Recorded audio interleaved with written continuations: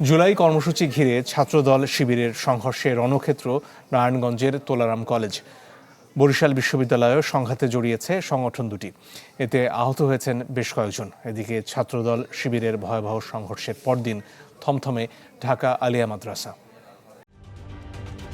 ঢালাইয়ে দৃঢ়তা, নির্মাণে নিশ্চয়তা।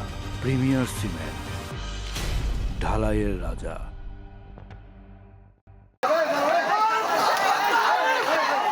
দুপক্ষের পাল্টাপাল্টি বিরোধে রণক্ষেত্র নারায়ণগঞ্জের সরকারি তোলারাম কলেজ প্রাঙ্গণ।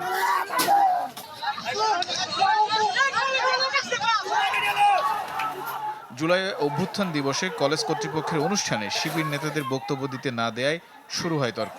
এক পর্যায়ে ছাত্রদলের সাথে বাধে সংঘর্ষ। লাঠিসোঁটা আর ইটপাটকেল নিক্ষেপের সাথে চলতে থাকে পাল্টাপাল্টি ধাওয়া।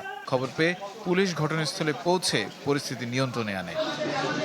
শান্ত করার পরে আমরা এখন পর্যন্ত এখানে পরিস্থিতি স্বাভাবিক করে ফেলেছি।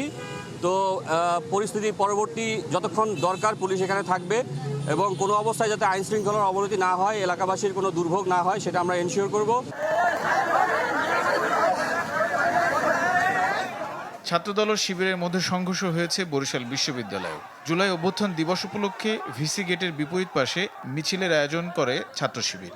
এতে বহিরাগতদের উপস্থিতির অভিযোগ তুলে বাধা দেয় ছাত্রদল। কথা কাটাকাটির এক পর্যায়ে বাধে সংঘর্ষ। উভয় পক্ষের আহত হন বেশ কয়েকজন। এদিকে শিক্ষা প্রতিষ্ঠানে সহিংসতার প্রতিবাদে ঢাকা বিশ্ববিদ্যালয়ে পাল্টাপাল্টি কর্মসূচি পালন করেছে ছাত্রদল ও ছাত্র শিবির। এই সময় একে অন্যের বিরুদ্ধে অভিযোগ করে সংগঠন দুটি নেতারা।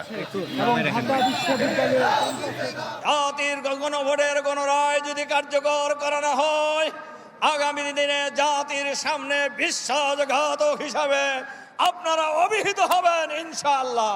প্রতিটা মিছিলে বাইরে থেকে লোক নিয়ে এসে, ভাড়া করা টোকাইদের নিয়ে এসে, অছাত্রদের নিয়ে এসে, আদু ভাইদেরকে নিয়ে এসে এই ক্যাম্পাসগুলোকে তারা উত্তপ্ত করার চেষ্টা করছে। অন্যদিকে শরীয়তপুর পৌরসভা অডিটোরিয়ামে বিএনপি ও এনসিপির নেতাকর্মীদের হাতাহাতির ঘটনা ঘটেছে। আহত হয়েছেন অন্তত 4 জন। তানিম রহমান, চ্যানেল 24।